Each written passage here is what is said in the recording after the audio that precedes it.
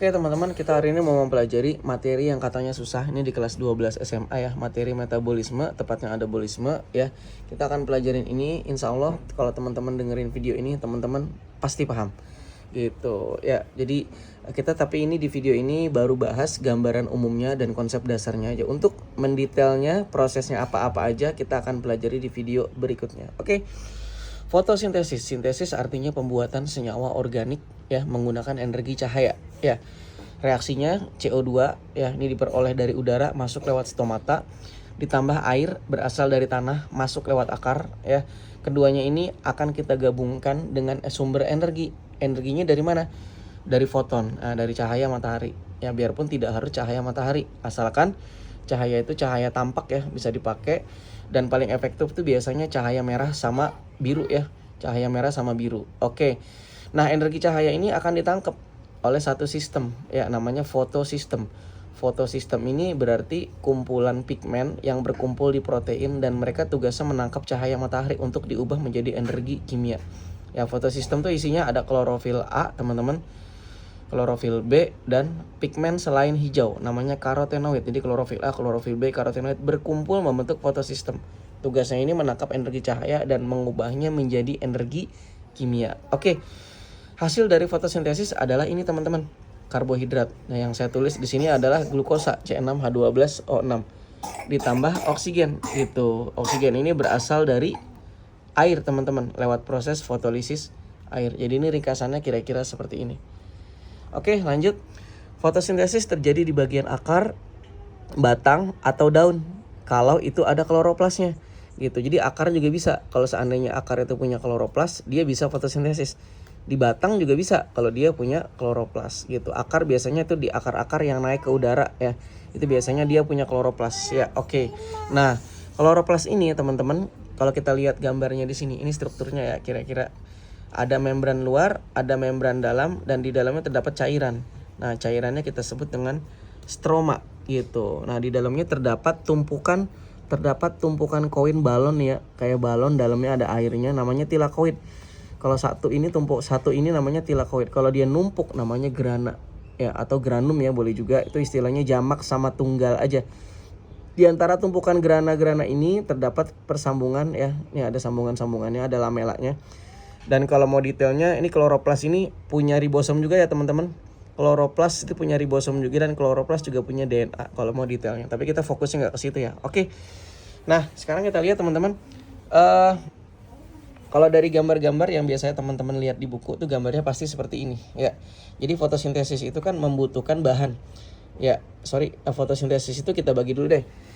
Jadi fotosintesis itu sebenarnya ada 2 tahap, teman-teman.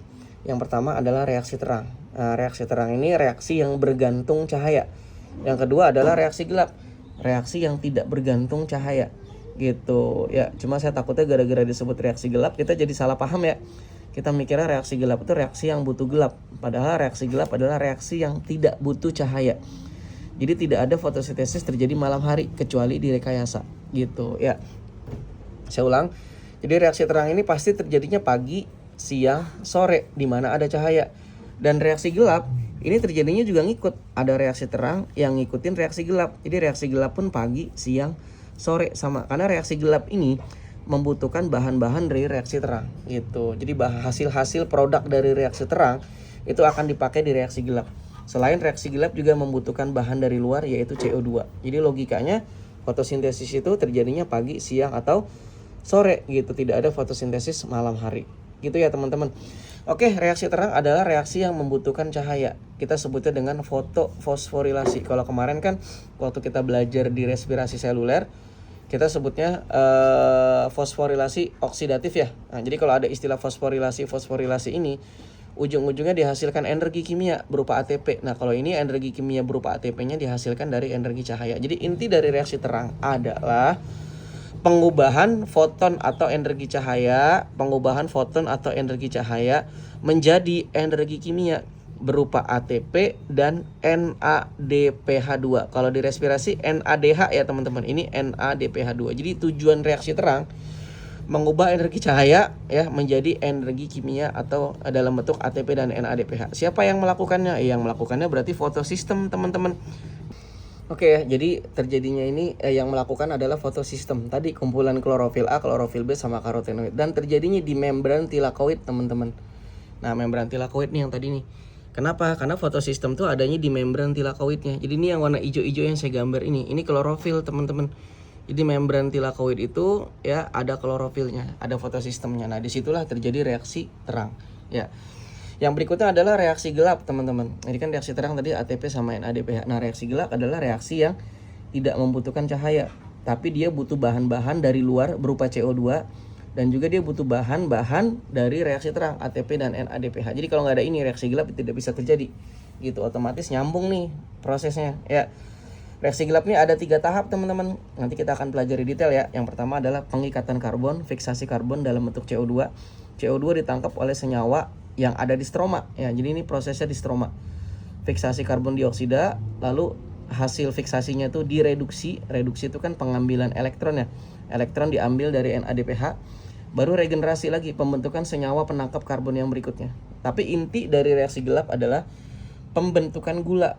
Jadi karbohidrat itu dibentuknya di reaksi gelap gitu. Jadi nanti teman-teman akan menemukan gula itu di dalam stroma gitu. Pembentukan gula dengan sumber karbon CO2 yang diambil dari udara tadi ya, masuk lewat stomata, yang direduksi oleh ATP dan NADPH yang berasal dari reaksi terang. Nah, itu gambaran untuk fotosintesis ya, teman-teman. Ada reaksi terang, ada reaksi gelap gitu. Nah, gimana biasanya di buku-buku atau di beberapa literatur teman-teman melihatnya gambar kloroplas nih. Nah, ini saya jelasin ya. Ini gambar dari kloroplas. Ya, ini reaksi terang. Karena ini kan gambarnya gambar tilakoid ya. Nah, ini gambar stroma, reaksi gelap. Reaksi gelap, ini reaksi terang. Oke. Dari gambar ini kelihatan, teman-teman, reaksi terang itu membutuhkan foton, cahaya masuk ditangkap oleh membran tilakoid. H2O masuk ya ke dalam kloroplas, ini masuk lewat akar ya. Jadi reaksi terang itu butuh air, butuh foton, dan hasilnya teman-teman bisa lihat nih. Oksigen. Tuh, oksigen tapi dikeluarkan. Oksigen.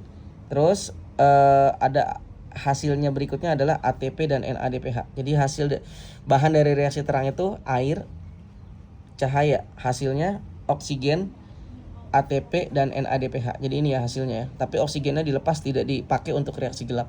Ya. Oke, ATP dan NADPH akan masuk ke reaksi gelap. Kenapa kok reaksi gelap muter begini? Kayak siklus. Iya, memang siklus. Makanya disebut dengan siklus Kelvin. Ya, kita nyebut reaksi gelap dengan nama siklus Kelvin. Reaksi gelap terjadinya di stroma, teman-teman. Butuh bahan dari luar, CO2. CO2 masuk, ya, direduksi oleh ATP dan NADPH dari reaksi terang.